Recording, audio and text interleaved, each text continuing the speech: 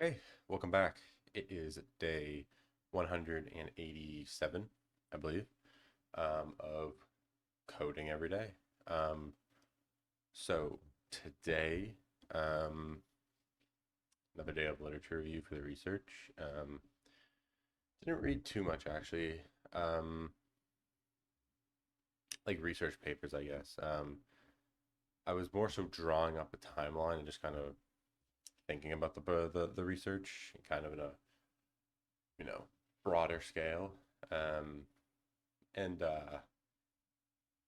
it's definitely going to be, you know, kind of challenging, interesting, just in the fact of data collection on we don't have actual human subjects to get data from. Um, I haven't looked too much into the data sets that are publicly available, but I don't think I, I mean I should have looked into this I guess before now, but I don't think there's going to be very good data to train on for like the a smart home system for if you haven't watched my last videos, the research I'm doing this summer is on making a smart home system for people with autism. So the biggest thing about that is number one, the input of, ideally I think we're just going to be using a camera input because using like a biometric data from like a watches can be like intrusive and uncomfortable for people. So it'd be nice to have stuff that can like something with a heat map on them or something just like a camera input, and then taking that and being able to train on you know gestures when they get agitated. What are they doing? Are they like scratching their arm a lot? Are they throwing their hands up? And based on that, training something to be able to change the environment, you would have the lights, a sound maker, whatever it may be within a smart home that can adapt and try to make them more comfortable. And so the idea is, making synthetic data from a virtual simulation of this because we have no human, subjects.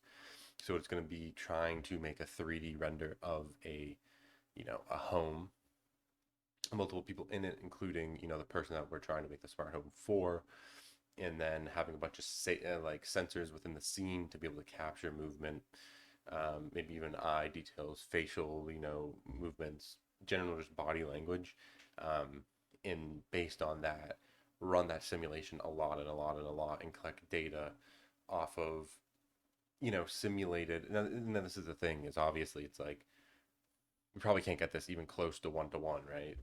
So it's an estimate of the simulation. But the big idea as well, this is supposed to be a 3-year research project for the university. Is just get a foundation for them. So if we can get everything set up of, the architecture for the model to train, what sensors are coming in, a server set up, um, so it's kind of like a plug and play thing of you put in your own data once you get it and you have human subjects, you train the model, and then all you have to do is hook up the actual physical sensors, and then that data will be the same formatted data as what we did in Unity, and you just pass it through what we already have set up, and then you just connect the outputs instead of Unity outputs. It's just real outputs to control the home. So yeah, so that's the overview of it. And then today I was honestly looking at like Unity and Unreal and seeing how we could work with that for simulation. What I actually did coding wise today, I just did a leetcode in the background, which was just another tree search. This one I was messing up because I wasn't really checking if it was a leaf node anywhere. I was correctly just, going through and finding the path sum that we were aiming for. But I was never checking if it was a leaf. So the test case that I failed the first time was just, it was returning the target was one and there was a node one and two. And so the path was just the root and never got to a leaf, and it has to get to a leaf. So it just changed. I just changed what I was checking. So yeah, that is all I have for today. I will see you tomorrow for day 188. Okay, bye.